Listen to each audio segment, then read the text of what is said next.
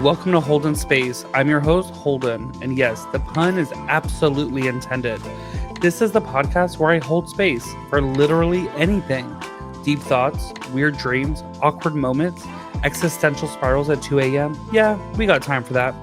Think of it like a safe space meets a comfy couch meets a group chat that actually listens. No judgment, just vibes. And maybe a snack if you brought one. So grab your headphones, lower your expectations just slightly, and let's hold some space, or at least pretend we know what we're doing. Well, hello, everybody. Welcome back to Holden Space. I know you probably missed me, but so today we have an actual coworker. It's very rare that I bring on anybody that I work with on any of my podcasts because guess what? We need work-life balance, guys. Okay, we need work-life balance. But listen, Kim is the shit. That's all I got to say. She's probably like one of the realest people that I've encountered while in this industry of recovery. While I've been in recovery and while I've been working in the industry of recovery. So today I brought Miss Kim on. How are you, Kim? I'm doing great. Just sitting here, kick back on Holden's podcast, At 8 a.m. in the morning. Like our schedule is the opposite. And I was like, okay, what time? And I'm like, how about this day? She's like, nope, I got this. I got my internship. I got this. I'm like, girl. So I was like, you know what? How about 8 a.m.? She's like, sure. I was like, oh, absolutely. Listen, I did not want to wake up this early in the morning, but listen, it's okay. It happens. I'll be all right.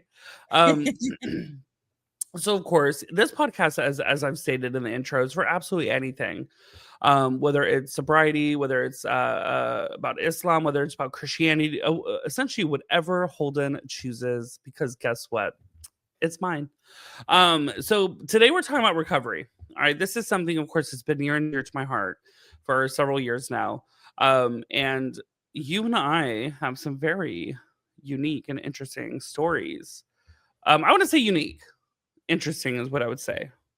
Because unique, listen, everybody in recovery kind of has somewhat the same story. But so why don't you give everybody a quick like 10-ish minute rundown of what your life was like in addiction, and um, kind of what led you into sobriety and how long you've been sober. Okay. So my life was a fucking mess. A fucking mess. Straight up. There was no rhyme or reason. Like I held my family hostage with my behavior. I was nasty and mean. Um I was a fighter. I would get in fights a lot, dragging people out the house, dragging people out cars. It was awful. Like, this is how my kids grew up. It was, I was at the end, I was shooting up in my neck. I was doing all kinds of things to get drugs. It didn't matter what kind of drugs. Whatever you had, that's what we were doing. My drug of choice was more, especially if it was yours.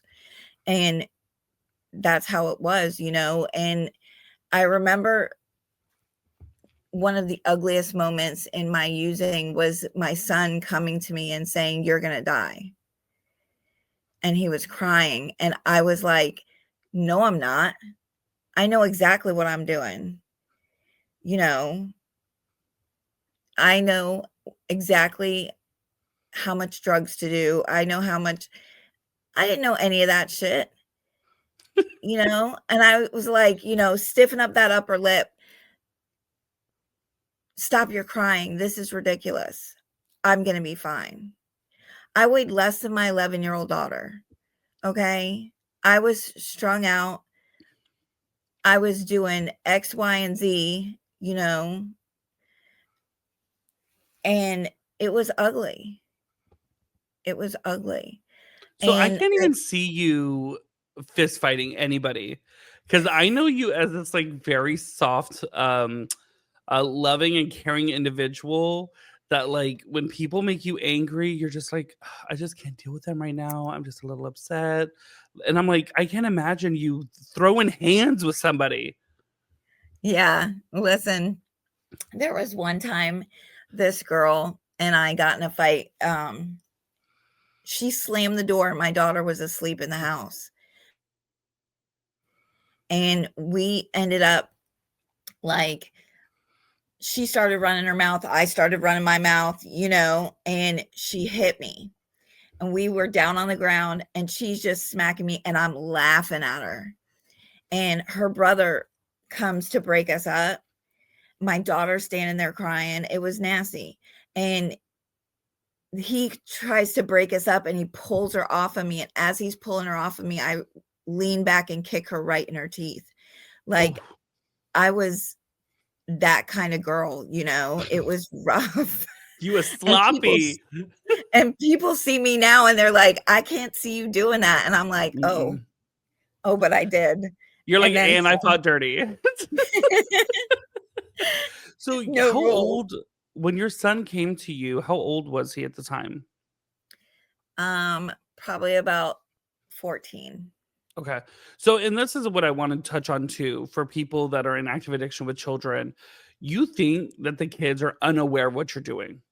Just because mommy smokes crack in the bedroom or goes and shoots up in the bathroom does not mean that that child is unaware of what the mom is doing.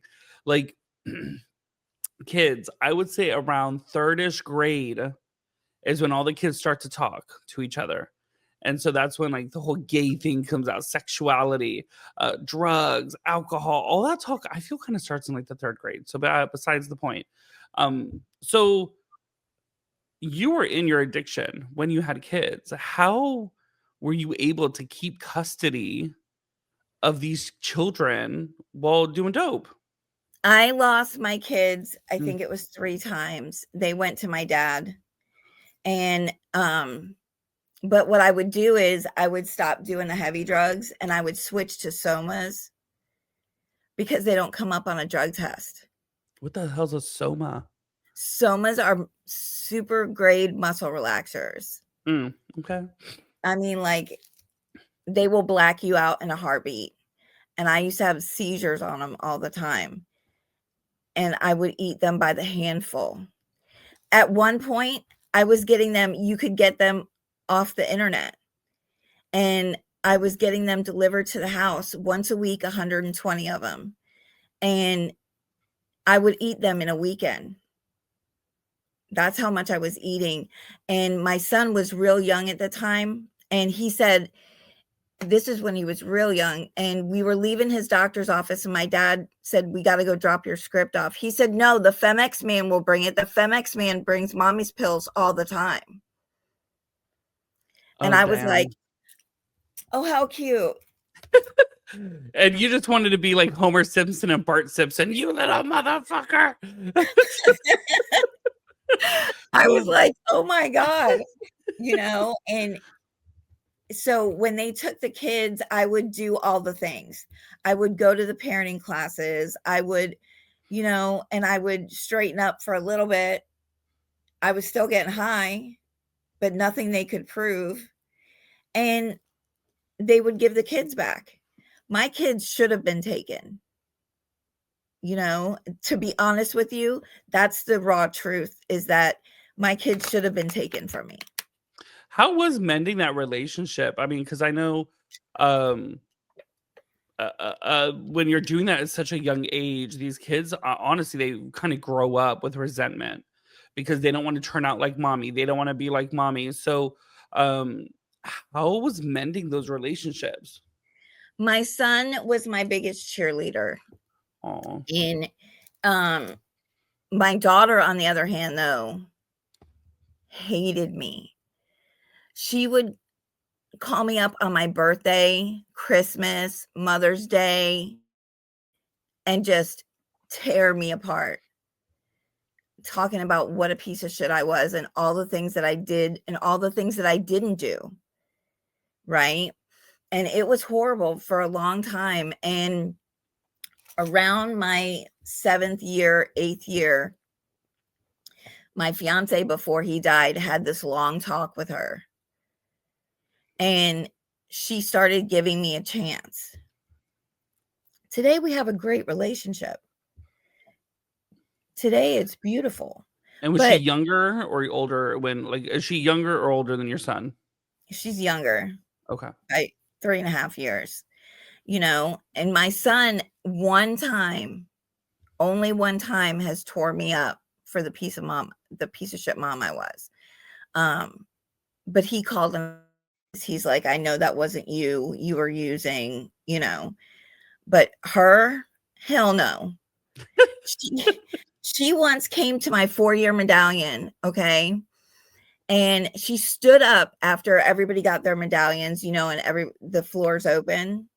She stood up and she goes, I don't know who you people are, but I'm just waiting for my mom to get high again.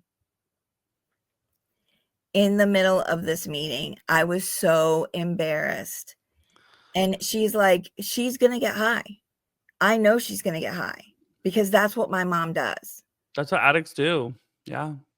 You know, and I was devastated, but I taught her how to treat me. Yeah. I taught her how to behave. Those behaviors I don't like in her, that came from me. I was that kid. I was that person. That's what they saw, you know? And so that's how they grew up.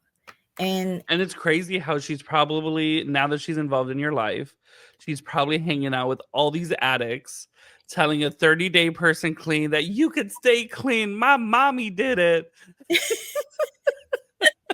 yeah, now today I'm like, you know, her biggest example. Her dad's in active addiction. He's actually in prison right now. And she's like, she's losing her patience for him because she's like, if mom can do it, you can do it. Mm-hmm.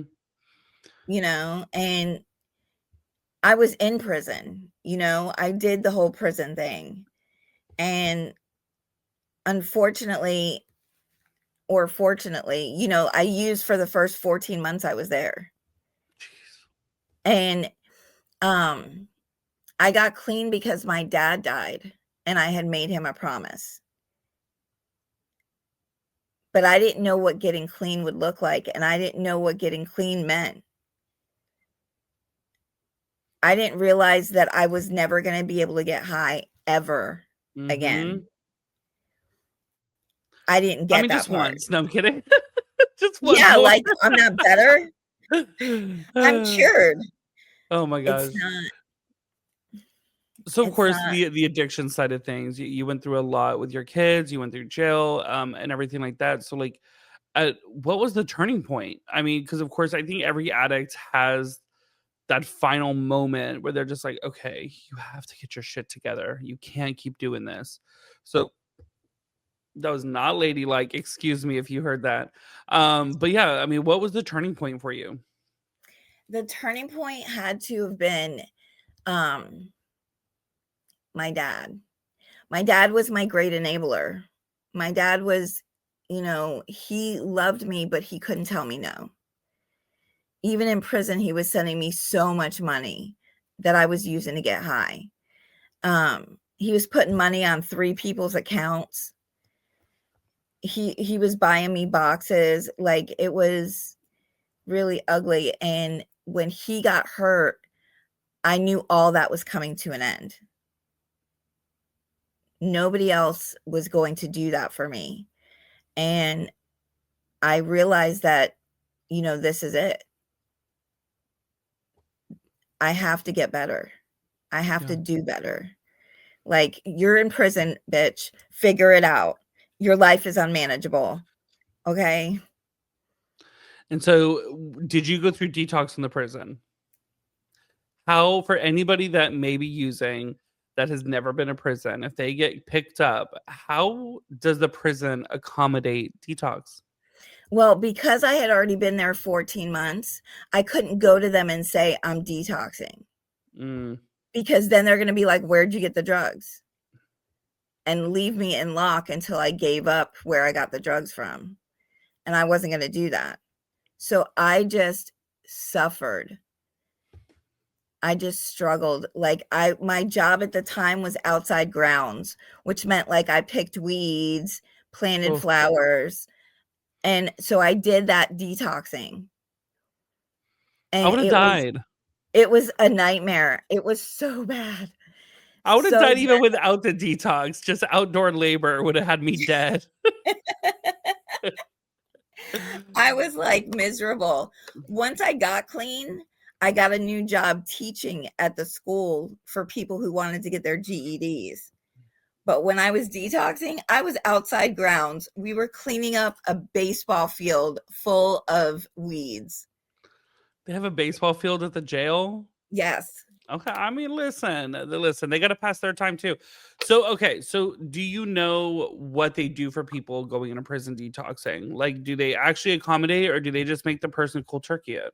No, there are like they give them comfort meds, Okay. you know. Ativan. Yeah, Ativan or like Roboxin Yeah. and Valium. Subotex, yeah. Yeah. Okay, okay. I mean, listen. That's at least they're doing something because I've seen so many things on the news where the person literally died in the prison cell because they were detoxing and the prison didn't do anything for them. So it's refreshing to hear that. And listen, guys, it may not be every case because listen, trust and believe. We know that the prison system is a little jacked up. So I'm not going to say every case that they provide these things, but it's at least something, girl. Because detox sucks. Yeah, but like I said, you can't say I've been getting high this whole time I've been here, and they're gonna be like, "Well, who's been supplying you?" Yeah. And if you don't give up the person supplying you, we're gonna put you in lock. All right, so of course your dad stopped sending you money, and I think it's pretty easy unless you're willing to sell your body. I think it's pretty easy to be forced to be sober if you ain't got no fucking money to buy drugs. Okay, Yeah. especially in the jail system where it's cash or ass. You gonna give me something for what I got. So when when you finally get out of prison, okay, and you start working, it's easy to just go right back to it, especially you're back in normal life, normal stressors, trying to get deal with kids, trying to find a job, find a house, find this. Like, how did you even navigate that getting out of jail while maintaining sobriety? I went into halfway. I lived in halfway for 3 years. Okay, so I spent an extended amount of time in halfway. Because I didn't know how to be an adult. I didn't know how to live my life without getting high. And I knew unless somebody was there with their proverbial foot on the back of my neck, like I was going to get high. I knew that. I knew that about me. I knew that I was not capable of staying clean on my own. And I wasn't. I didn't know how to make doctor's appointments. I didn't know how to pay rent on time. I didn't know how to like wash my clothes correctly. I didn't know how to do any of those things because I never did them. Yeah, because you started getting high at what age? 10. Okay, so like people, you have to realize when people go straight into active addiction at a young age, say 10, 12 years old. Okay, when you start to kind of learn, let me do my own dishes, let me wash my own clothes. When you start getting high at that time and you wait until you're 21, you've skipped all these years of learning. You skipped the years of learning to drive. You skipped the years of learning how to be an adult, checks and balances, balancing the checkbook, how to apply for a car. I mean, there's so many things that you miss. So, like, when you get sober, you're back at almost age 10, trying to Yeah. relearn everything. Yeah, when I got sober, like I didn't understand how to deal with life. I was a freaking 10-year-old, you know? And I used for like 28 years. Damn, girl, you old. Yeah. Yeah. I'm old, you know? But I used for a lot of years and I didn't know how to do anything for myself. Mhm. And it was sad, and embarrassing too that I didn't know how to do those things. Yeah. So let's talk about halfway for a second. All right. Oh god. So listen, I personally also had a very good experience in halfway house. I lived in halfway for about a year and a half. And yeah, of course there's a few hiccups, but I mean, where isn't there hiccups? But overall it was a really good experience. And I personally feel that putting myself in a halfway is what is the reason I'm still sober today. I don't think without halfway I would still be sober today because best believe I moved to Florida. I could have been throwing it back at the club, snorting things. And, anyways, so what is the craziest thing you ever saw in halfway? The craziest thing I ever saw in halfway was probably when I was managing the halfway, and this girl comes back from Walmart, and she is shit-faced drunk and smelling like a mint because she was drinking mouthwash. Oh, She was drinking mouthwash. She wasn't drinking alcohol. So to her, she's like, it's not a big deal. I didn't really use, all I did was drink some mouthwash. Except we're talking about like 6 bottles of mouthwash. that would make me so sick. I know. And I was like, oh my God. Ew. And she was just, and I would say the other crazy thing that happened was when I first got to halfway, I tried to beat up the house manager. Yeah, like the owner had to come. I forget what happened. What did the house manager do to you? I don't even remember, but it was so ugly. And Oh my God. I was like, I will drag you up and down the road out front of this house right now. And she was this little itty bitty thing. I was like, I will fold you like a beach chair. Bring your ass outside. Do you still talk to her? Mm-mm. Oh, okay. No. Kim, you got out of jail. This isn't the jailhouse. You're not fighting over a honey bun, damn it. Listen, that's what they said. They were like, Kim, come on. Yeah. But the thing is, when you're used to living that way, your reaction to things is going to be always that violence. Okay, so Yeah. no matter what happens, it could be, oh, well, you stole my water bottle. Let's fight, bitch. Rather than, hey, I know you may have thought it was yours, but just can you replace it, type of thing. We react differently now in sobriety. So, my halfway experience, baby child. So there was 2 things that kind of happened, and halfway that was a little, well, 3 things, but whatever. So one of them was, I'm waking up, and our halfway we were allowed to have guests, okay, and opposite gender guests, but they just could not be in our bedrooms, and they had to be out by curfew, and our curfew is midnight and 1 in the morning on the weekends.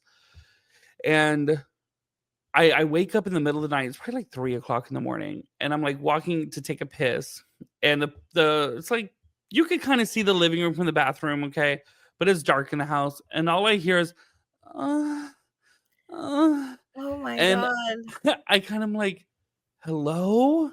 Because I don't know what the fuck's happened. I'm groggy, girl. It's 3 a.m. And all I hear is, oh shit.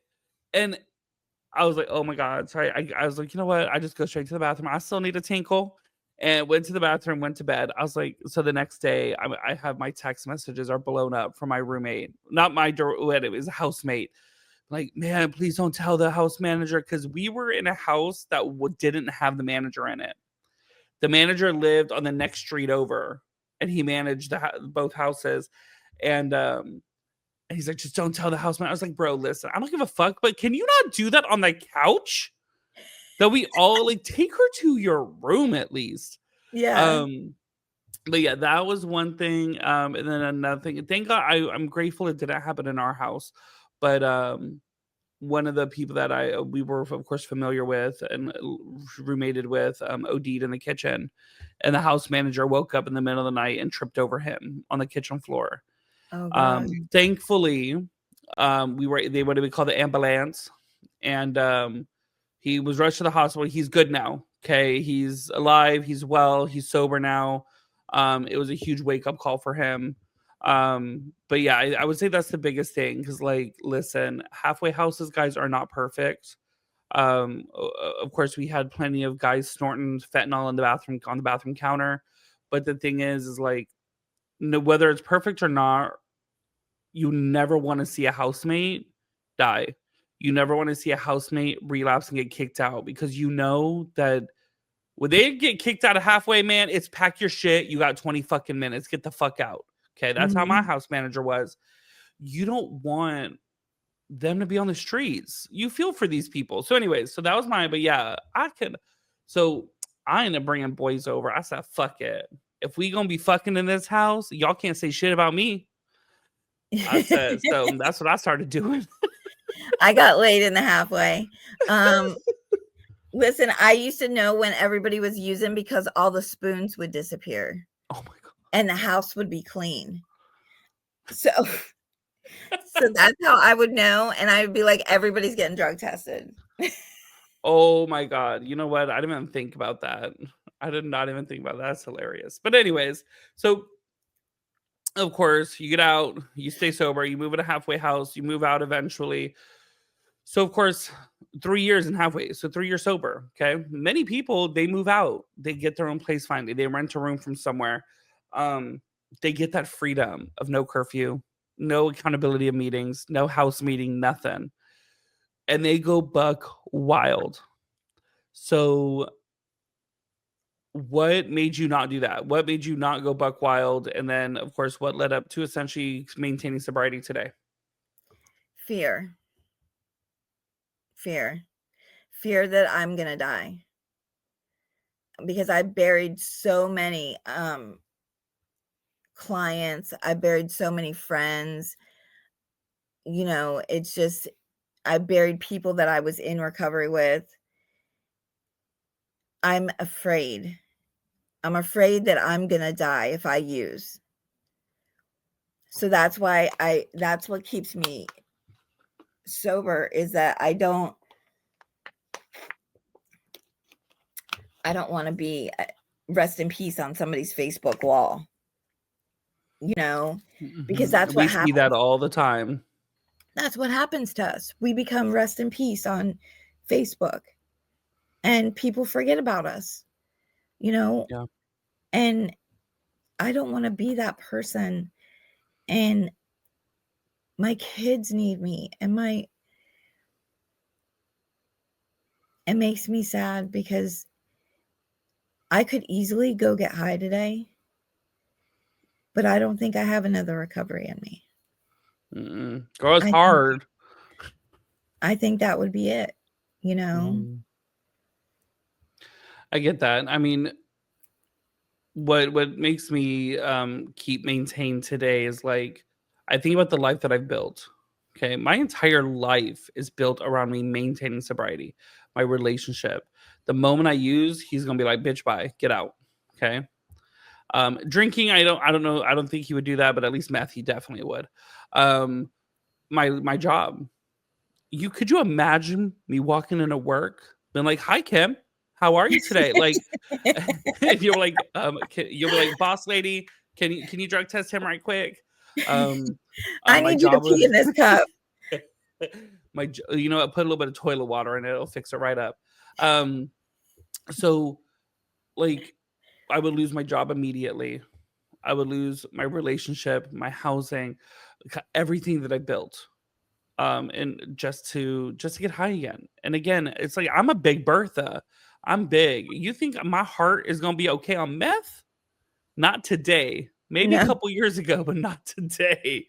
Um, so yeah, I would say it's fear as well, and just like I think, because trust me, listen, guys, I'm not gonna dog it, but getting high right now sounds fun. But is it worth it? Is that hour or 3 day binge worth destroying the last 3 years of building myself back up? yeah. You know, I have 11 plus years. That's a long Um, time. yeah. And like, I didn't think I would get 3 minutes, you know, and I would lose everything in the matter of seconds. Hmm. I would lose my house. I would lose my car. You know, maybe not in that moment, but if I'm using drugs, the car's going to go because I'm not Yeah, making my car payments. of course not. Um, you know, I would lose my job. I would lose my internship. I would lose the place that I volunteer with. Like, I would lose everything. I would lose my children, my mother, my sister. Yeah, My whole life would implode. yeah. No, 100%. I mean, and I think that fear, when people tell me, so we talk about in recovery not to live in fear, but that is, I think, the one fear I think is valid and logical Yeah. is the fear of relapse, because I think we all have that fear. As you said, we don't want to be the rest in peace person on the wall of somebody's Facebook page, because that recently happened. Of somebody that I wouldn't say friends with, but I would just say acquaintance with, that I knew from the rooms, passed away for a week. Rest in peace. Oh my god, my friend posting pictures of them in the conventions and everything. And now, do you hear his name mentioned? No. You may get it mentioned when like the memory pops up on their Facebook page, of an event, or their birthday, of, oh, today's your birthday. I miss you so much. But other than that, are they in conversations in the room anymore? Are they a thought of that in that person's day to day? No, No. they're not. And that's reality. Like my friend Jamie, I'll drop her name because hashtag she dead. But she used one more time, and she didn't make it.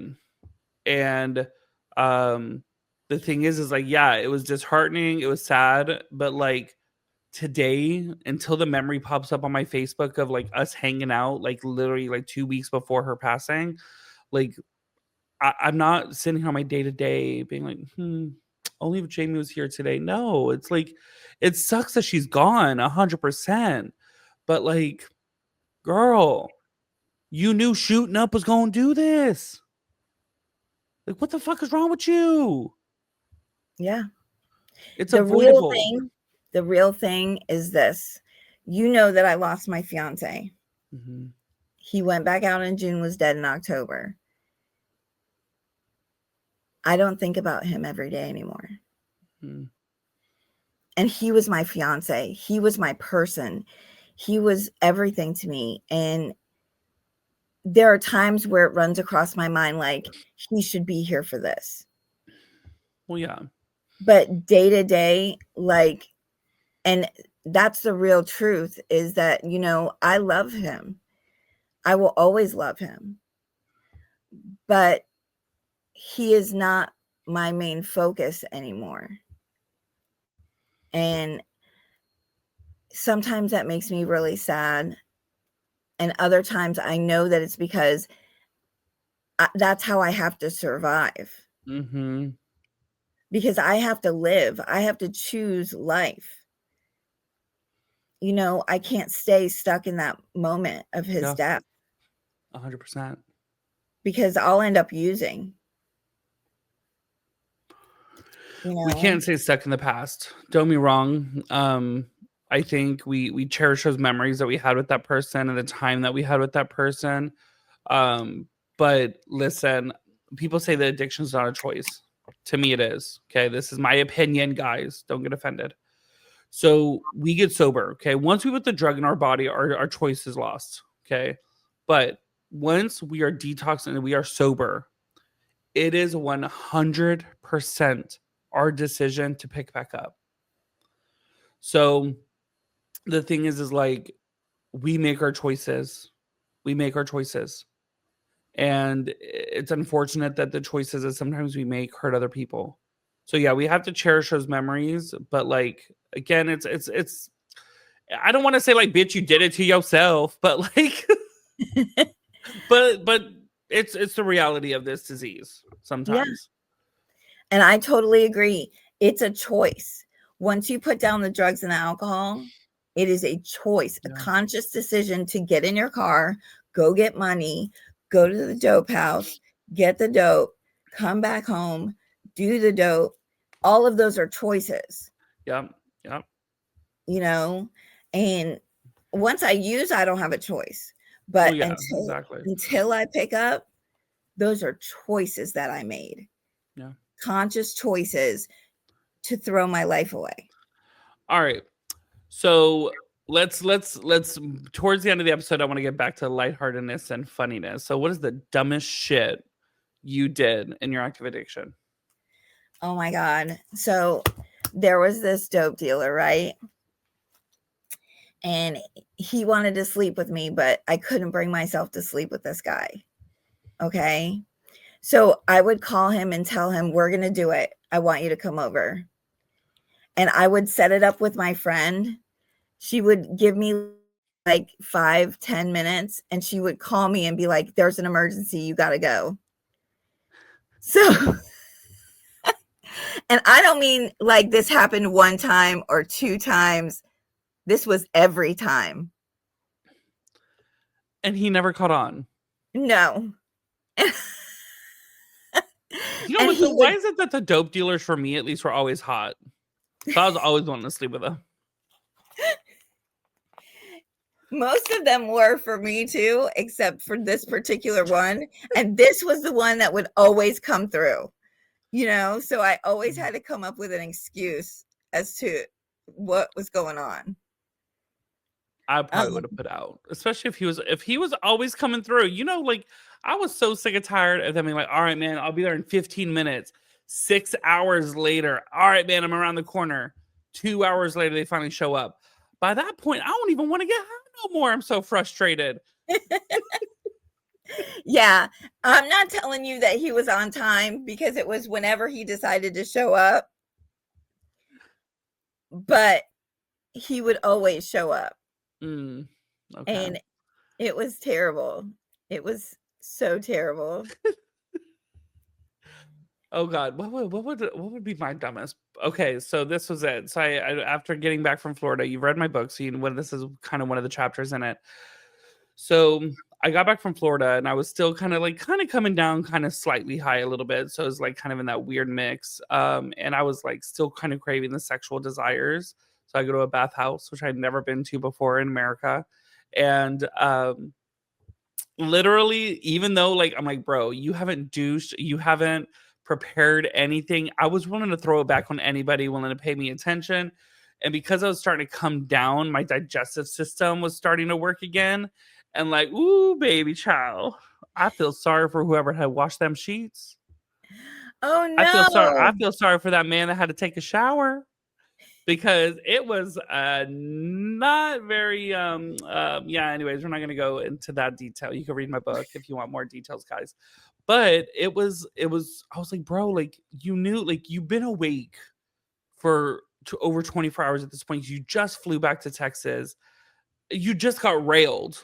Okay, why are you going to a bathhouse? Like literally as soon as I landed in Dallas, I went to a man's house and like had a 2 hour session. So anyways, but you know what? I don't live that way anymore. I'm a saint. I'm damn near a virgin again. No, I'm kidding. Um, so so people listening know that dumb choices aren't just made um in addiction. What is the dumbest shit you've done being sober? Oh my God. Let's see. That's hard for me. Um, Beat up a halfway manager, or at least try to. listen, I was gonna walk the dog on her ass. It was gonna be so ugly. Um, so that's one of the things that was dumb that I did. Um, I don't know. Oh my god, Cam, there has to be something. So I know one of the dumbest things I've done was bought a plane ticket to Brazil because I was gonna go fly out there to marry this Brazilian man I never met before, and had Listen, the my plane ticket booked, had it planned, and then me and my partner ended up like making it my current partner made it official that we were like boyfriends. So I ended up having to tell this other guy that literally like a month later I was supposed to be flying to, or no, it was a couple months later, but still, I was supposed to be flying to marry. Be like, oh, by the way, I found a man. I don't need you no more because I found one in America. well, I have to say that recently I met a guy online, right? You know Hmm. about this. And never met him in person, decided to drive all 8 hours plus to Georgia to meet For a this man hookup. for a hookup. Okay? 8 freaking hours. That's an And expensive trick. listen, I put in work for that one, all right? Um, my daughter was like, "Don't go to Georgia and get serial killed." Why? That'd be fun to be all over the news, and then they'll make a Netflix documentary about you. That'd be fun. But I mean, but the thing is, you got to look at it this way. Yes, the decision in the moment was stupid. But did it turn out to be a stupid decision? No, it turned out to Mm, be a great decision, but exactly. it was insanity. Like, you are going to meet this man in Georgia that you have never met before in person. Kim, you know I've done that before, like across the country and out of the country. Seriously? Oh That my was in gosh. your book. That was in your book. California, Vegas, New York, Dominican Republic, Florida, Georgia.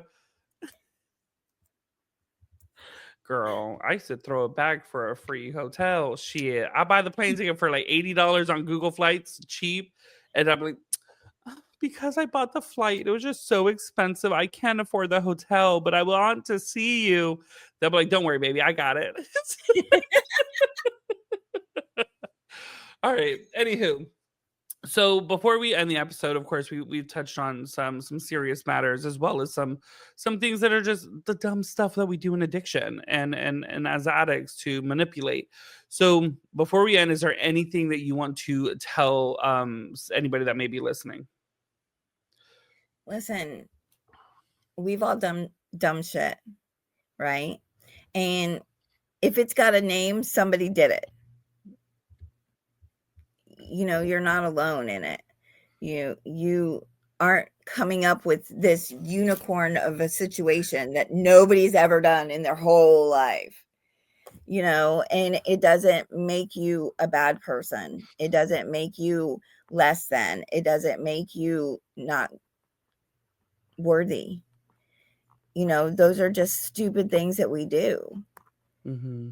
And my sponsor always reminds me, she's like, would you do it now? Some of it. Hello, I just went to Georgia. Yeah. Okay.